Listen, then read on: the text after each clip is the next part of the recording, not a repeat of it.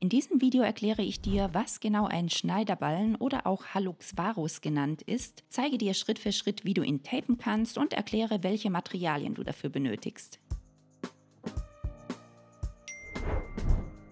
Von einem Schneiderballen spricht man, wenn der 5. Zeh, also der kleine Zeh, nicht gerade ist, sondern in Richtung zu den anderen Zehen geneigt ist. Der Schneiderballen kommt übrigens auch sehr oft in Kombination mit einem Hallux valgus, also mit einer Fehlstellung der Großzehe vor. Ich zeige dir daher jetzt, wie du einen Schneiderballen tapen und wieder in eine gerade Position bringen kannst. Für die Anwendung benötigen wir lediglich 2 Produkte. Einmal ist das ein Kinesiologie-Tape. Das ist ein spezielles Tape, mit dem wir den Zeh in die entsprechende Position tapen können, und natürlich brauchen wir eine Schere zum Zuschneiden.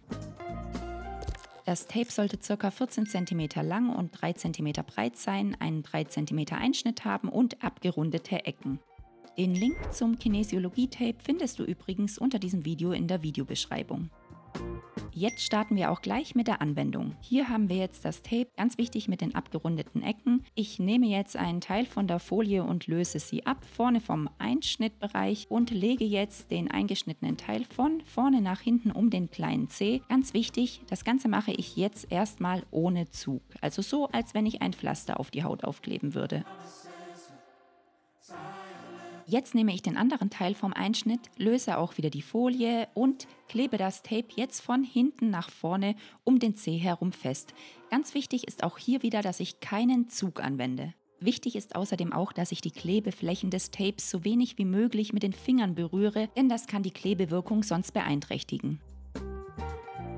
Wir lösen jetzt wieder einen Teil der Folie vom restlichen Tape, ziehen den Zeh etwas nach außen, also in die Position, in die er sein soll. Und jetzt ganz wichtig, jetzt wird mit Zug das Tape nach dem Gelenk angeklebt. Also ganz wichtig, der einzige Bereich, an dem Zug angewendet wird, ist der Bereich vom Kleinzeh bis über das Grundgelenk. Und alles, was nach dem Grundgelenk ist, da wird das Tape einfach nur noch an die Haut angelegt. So sieht das Ganze jetzt fertig getaped aus. Der Kleinzeh ist jetzt in einer geraden Position und drückt nicht mehr gegen die anderen Zehen. Hier noch ein Vorher-Nachher-Vergleich. Hier sieht man ganz gut, wie links vor der Anwendung der kleine Zeh in Richtung zu den anderen Zehen gedrückt ist. Er verschwindet sogar unter dem 4. Zeh, und rechts nach dem Tapen sieht man, dass der Zeh in einer geraden Position ist.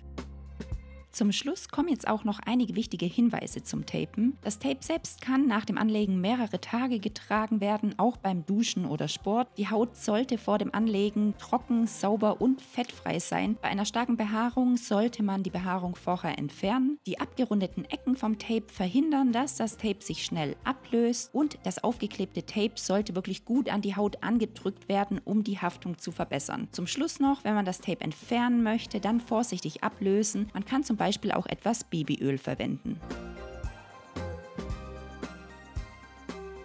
Den Link zum Tape findest du wie vorher schon erwähnt unterhalb von diesem Video in der Videobeschreibung.